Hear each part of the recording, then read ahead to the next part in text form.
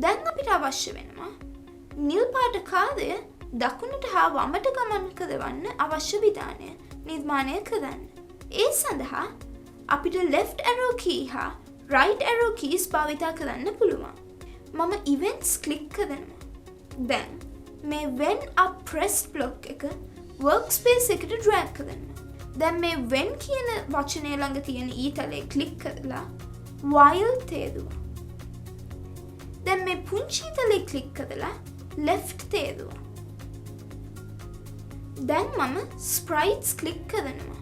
ඊට පස්සේ move 10 pixels north block එක when left press block එක පහළට drag කරලා මේ පුංචි ඊතලයේ click කරලා නිල් පාට කාර්යය තෝරනවා. ඊට පස්සේ මේ ඊතලයේ click කරලා west තේරුවා. අපි දැන් right arrow key එක press කළ විට මේ නිල් පාට කාර්යය දකුණු පැත්තට යන ආකාරයට වැඩසටහන නිර්මාණය කරනවා. මම events click කරනවා. දැන් මේ when up pressed block එක workspace එකට drag කරනවා. ඊට පස්සේ when කියන වචනේ ළඟ තියෙන ඊතලයේ click කරලා while තේරුවා. දැන් මේ පුංචි ඊතලයේ click කරලා right තේරුවා.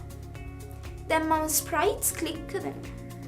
ඊට පස්සේ move 10 pixels north block එක when right press block එක පහළට drag කරලා.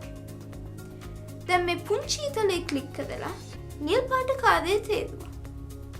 ඊට පස්සේ මේ ඊතලයේ click කරලා east තේරුවා.